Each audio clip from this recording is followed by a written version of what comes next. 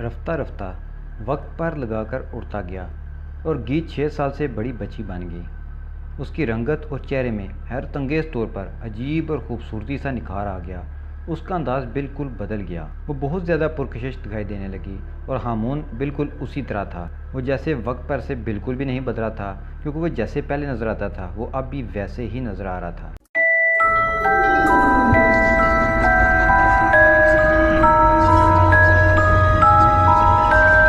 گیت پورے 17.5 سال کی ہو چکی تھی۔ اس نے قد بہت زیادہ اچھا نکالا تھا۔ اس وقت تک تو ہارمون اسے خون کی بوتلیں اور انسانی گوشت پتہ نہیں کہاں کہاں سے ڈھونڈ کر لے آتا تھا، مگر ایک دن ہارمون نے گیت سے کہا، اب وقت آ چکا ہے کہ تم حویلی سے باہر نکلو اور اپنے شکار کو خود تلاش کرو۔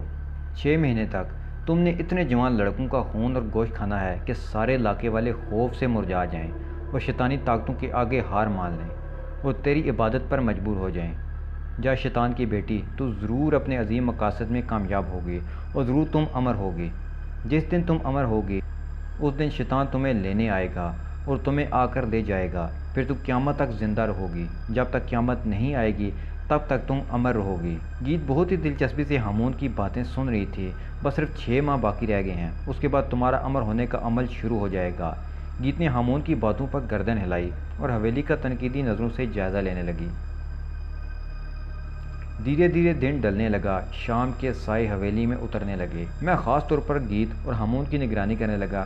مجھے ہر وقت ایک انجانہ خوف گھیرے میں رکھتا تھا، جیسے میں بھی ایک دن ان آدم خور شیطان لڑکی اور اس کے جادوگر رشتہ داروں کی خوراک بن جاؤں گا۔ ہارمون اور گیت نے سب نوکروں کو حویلی سے نکال دیا تھا، مگر میں تو چوکیدار تھا، ہمیشہ رات کو حویلی کے بڑے گیٹ سے باہر کھڑا رہتا تھا، یا شاید ہارمون نے مجھ پر سے آنکھیں بند کر رکھی تھیں۔ اس شام گیت پہلی بار حویلی سے باہر نکلی۔ میرا دل زور زور سے دھڑک رہا تھا۔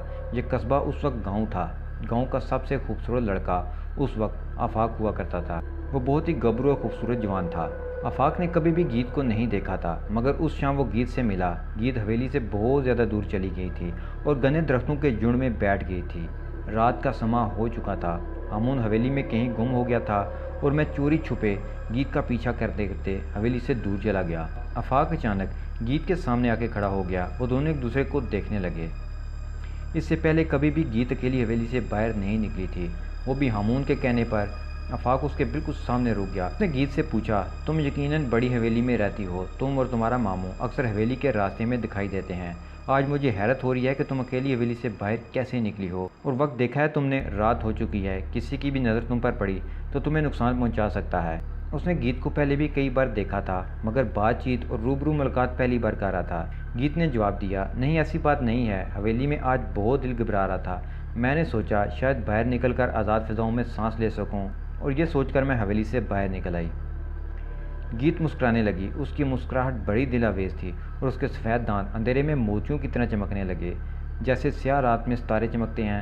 آفاق اس لمحے حیران رہ گیا۔ میرا نام آفاق ہے، اور تمہارا؟ گیت نے صرف اپنا نام بتایا۔ بہت ہی خوبصورت نام ہے تمہاری طرح۔ آفاق مسکرایا۔ وہ مسکراتا ہوا بہت پیارا لگ رہا تھا۔ اس پہلی ملاقات میں گیت پر آفاق دل ہار بیٹھا تھا اور گیت کو بھی وہ پسند آیا۔ گیت نے رات دیر تک اس سے ہنس ہنس کر بات چیت کی۔ اس کے بعد آفاق نے اسے حویلی کے دروازے پر چھوڑ دیا۔ وہ خود پیدل ہی آگے بڑھ گیا۔ میں بھی حویلی پہنچ چکا تھا۔ حویلی میں گہرا سناٹا چھایا ہوا تھا۔ کچھ دیر کے بعد ہارمون کی گرجتی ہوئی آواز سنائی دی، گیت آج تم نے کسی کا شکار کیا ہے؟ میں نے تمہیں اس لیے باہر بھیجا تھا کہ تم کسی کا شکار کر کے اس کو اوپر پہنچا سکو، مگر میں نے اپنے جادو کے زور پر تم پر نظر رکھی تھی۔ میں کیا کرتی، میں نے بہت کوشش کی کہ اس کو شکار کر سکوں، مگر اس کے ساتھ باتوں میں پتہ ہی نہیں چلا، اور پھر میرا ارادہ خود بخود بدل گیا اور اس کے ساتھ حویلی کے دروازے پر آ گئی اور وہ آگے بڑھ گیا۔ میں بہت بے بس ہو چکی تھی۔ گیت واقعی اس سے متاثر ہو چکی تھی، مگر وہ شیطان کی بیٹی تھی اور ابھی تک شیطان نے اسے قبول نہیں کیا تھا، مگر صرف اور صرف شیطان اسے ایک صورت میں اپنا لیتا کہ وہ امر ہو جائے۔ ٹھیک ہے، آئندہ شیطان کو ناراض نہ کرنا، ورنہ تمہیں بہت تکلیف دے گا، کیونکہ شیطان عنقریب تمہیں اپنی بیٹی بنانے والا ہے اور تم بہت ہی عظیم ہوگی۔ تو گیت نے ماموں سے کہا کہ میں آئندہ ہر کام شیطان کی سوچ کے مطابق کروں گی، اپنے دماغ کی نہیں سنوں گی۔ اس کے بعد ہارمون نے جو کام اپنی بیٹی کے سپرد کیا تھا اسے ادھورا نہ چھوڑا۔ میں گیٹ کے باہر بیٹھا ہوا تھا کہ اچانک ہارمون آ گیا۔ اسے دیکھ کر بہت ہی زیادہ گھبرا گیا اور خوف سے کانپ گیا۔ میں ایک اعتراف کرنا چاہتا ہوں، دراصل میں بہت بزدل تھا، ورنہ اتنے سالوں میں اتنی بڑی حقیقت جانتا تھا اور کسی کو بھی بتا نہیں سکا۔ ہارمون کو دیکھ کر میرے دل میں انجانے خوف نے جنم لے لیا اور میں اس کے سامنے بالکل ادب و احترام کے ساتھ کھڑا تھا۔ وہ دیر تک مجھے گھورتا رہا، اس کے بعد بولا، قیام الدین، میں جانتا ہوں کہ تم گیت کے بارے میں سب کچھ جانتے ہو اور یہ تمہیں پتہ ہے کہ گیت شیطان کی خواہش پر ہی دنیا میں آئی ہے۔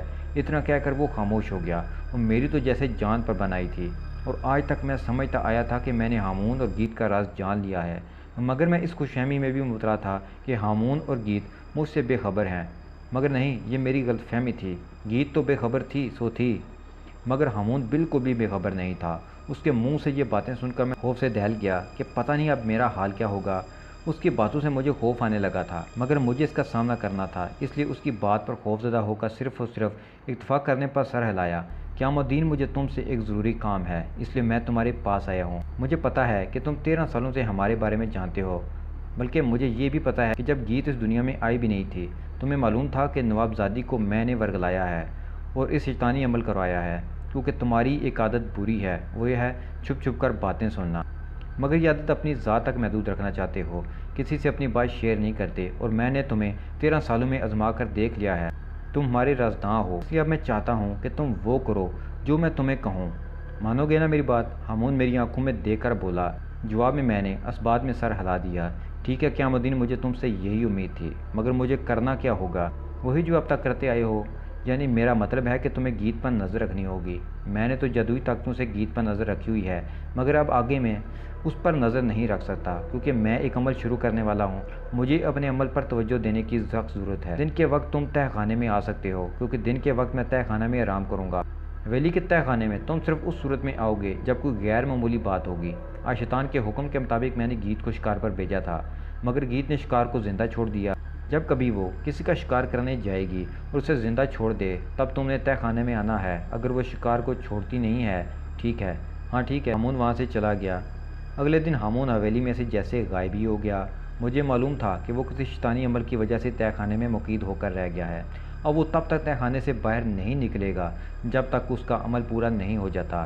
اور اس نے جو بات چیت مجھ سے کی تھی وہ مجھے حیران کر رہی تھی، کیونکہ میں آج تک یہی سمجھتا آیا تھا کہ شاید میں نے ان دونوں کو دھوکے میں رکھا ہوا ہے کہ میں ان پر نظر رکھ رہا ہوں، ان کو خبر بھی نہیں ہے۔ مگر نہیں، یہ میری بھول تھی۔ ہامون نے صرف الفاظ میں میری غلط فہمی دور کر دی تھی۔